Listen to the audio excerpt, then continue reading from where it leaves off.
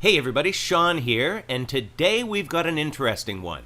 You may have already heard about Megan Fox taking a trip to hell with Machine Gun Kelly, but there's even more unusual things to look at as well. If you haven't heard of this yet, you can see many articles about this online and even watch an interview she did on the Jimmy Kimmel Show. This happened while on a trip to Costa Rica with her satanic boyfriend where they took ayahuasca. This is a powerful hallucinogenic that is usually consumed by making tea. It's been used by shamans and indigenous folks for many years and contains the chemical DMT, which stands for N-dimethyltryptamine. Oh, and if you don't know who Machine Gun Kelly is, this is him. And when I say satanic, it's absolutely true. Even in this video called Alpha Omega, he's calling himself the Alpha Omega as he busts a rap with so much foul language it makes Eminem seem like a choir boy. This video is filled with satanic imagery and even does the blood baptism as we see many do. And I'm mentioning this because it relates to something we'll talk about in a minute. But she talks about this on the Jimmy Kimmel Show and explains the trip in detail. You can actually watch a much longer video about this on the Good Fight channel. But you can read about people's experiences with this chemical and find many stories of trips to heaven and hell, meeting God and the devil, just like Megan Fox's experience. Scientists have been studying the possibility that the pineal gland in our brains produces the chemical DMT when we are born, when we die, and even sometimes when we dream. Unfortunately, there is no 100% conclusive proof of this yet, except in rats. But if this is true, this may be a reason that people who have near-death experiences think they actually went to heaven or hell. Because some people that do ayahuasca really believe that they saw God or went to heaven or hell in a different dimensional reality. Joe Rogan has done a lot of experimental research on this. I wonder if this explains some of the so-called trips to heaven and hell we hear from people today.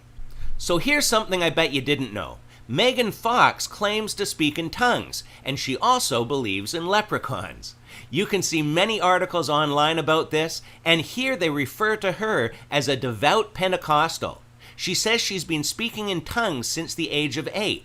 And it's interesting how she explains things. She says the energy is so intense in the room and compares it to the same energy there is with people doing voodoo. And she says when she gets the Holy Ghost, it feels like your whole body is filled with an electric current. Sounds very familiar to what people like Bill Johnson and Todd White have also experienced. She goes on to say that she shares this belief with Katy Perry. And Katy Perry said that speaking in tongues to her is as normal as saying pass the salt. So both of these gals were brought up in a Christian atmosphere where they supposedly speak in tongues. Oh, and if you didn't know, Katy Perry has said in a couple of interviews that because Christian music didn't work out, she sold her soul to the devil. I swear I wanted to be like the Amy Grant of music, but it didn't work out, and so I sold my soul to the devil. A household where all I ever did was listen to gospel music, and my parents are both traveling ministers, and so I kind of sang about, what was going on in my life at 15, and that's how I got introduced to the music industry. I swear I wanted to be like the Amy Grant of music, but it didn't work out, and so I sold my soul to the devil. What's the point? The point is that nobody that is truly born again would ever sell their soul to the devil. So back to Megan Fox. This so-called devout Pentecostal goes to Costa Rica to do powerful hallucinogenics with a satanic boyfriend and says the experience bonded them even more. Does this sound like the life of a truly born-again believer? Not likely. Yet both of these people say they speak in tongues. Guess what? Some Mormons and people in voodoo tribes also say they speak in tongues. Yes, the gift of tongues is real, but just because someone says they're a Christian and has spoken in tongues doesn't mean it's actually the gift of tongues spoken of in the Bible. Anyhow, we'll just leave it here for today, but feel free to leave your thoughts and comments below, and until next time, take care and God bless.